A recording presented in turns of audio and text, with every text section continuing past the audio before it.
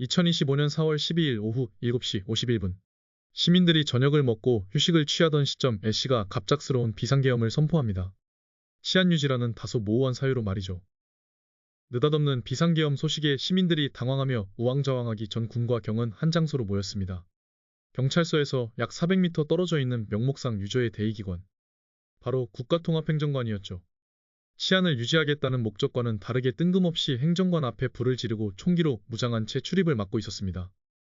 그들이 하고자 했던 것은 치안 유지가 아니라 선거 무력화였습니다. 이것과 관련해 잠시 시장과 기관관리위원장의 권한에 대해 살펴봅시다. 계엄은 시장이 전시 사변 또는 이에 준하는 국가비상사태 시 사회질서가 교란되어 행정 및 사법 기능의 수행이 현저히 곤란하거나 일반 행정기관만으로는 치안을 확보할 수 없는 경우에 공공의 안녕질서를 유지하기 위하여 선포할 수 있습니다. 이를 해제하기 위해서는 기관의장이 기관관리위원회 회의를 소집해 제적위원 과반수의 찬성으로 계엄을 해제할 수 있죠.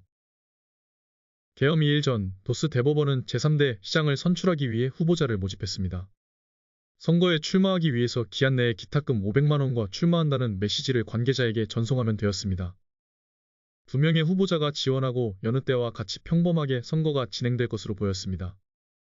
하지만 새로운 공직선거법에 의해 기존 선거가 무산되고 재선거를 위해 다시 후보를 모집했습니다. 새로운 공직선거법은 출마를 위한 장벽을 상당히 높였습니다.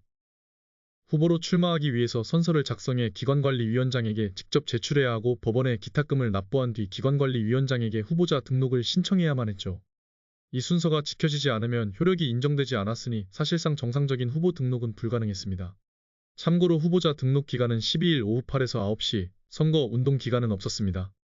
자, 이제 다시 12일 오후 8시로 돌아와 봅시다. 비상계엄이 선포된 그 시각 기관의장은 어디에 있었을까요? 비상계엄을 선포하고 단독 출마한 애쉬와 본회의장에 숨어 있었습니다.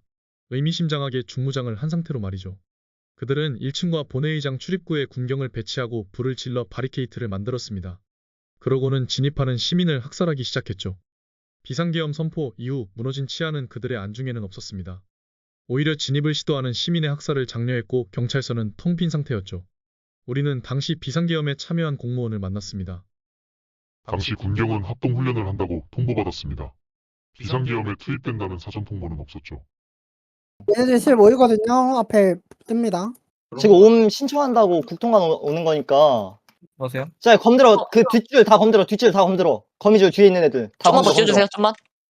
자, 지금 통화방에 있는 시청 직원 있으면은 김육콩 면허 정지 좀 해제해 주세요.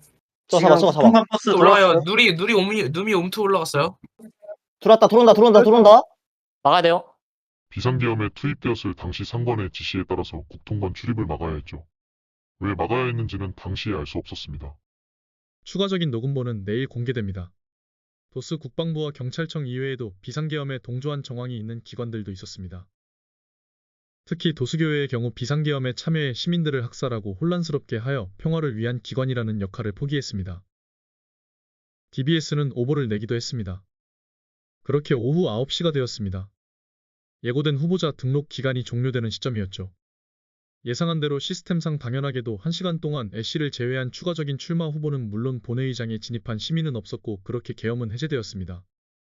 단독 출마한 애쉬는 투표가 시작되기 전 이어지는 비판에 직면했습니다. 결국 그는 찬반 투표가 시작되기 10여 분 전 도드랑 거리에서 협박조의 연설을 시작했습니다. 대충 본인이 보통선거로 선출되지 못하면 선거가 없어진다는 내용이었죠. 사실 반대가 나오면요, 영원히 집권할 수도 있습니다. 이후 그는 다수의 반대 시민들로 인해 신임되지는 못했지만 기관위에서 그를 선출하여 무기한 시장이 되었습니다. 무기한 집권과 기관위 간선제. 현실에 그를 떠올리게 합니다. 바로 그 말이죠. 애쉬를 그로 기관위를 전인대로 바꿔서 본다면 그렇게 성급한 비유는 아닐 겁니다. 동의하는 위원은 손을 드시오. 동의하지 않는 위원은 손을 드시오. 없습니다. 없습니다. 없습니다. 없습니다. 없습니다. 없습니다. 없습니다. 통과.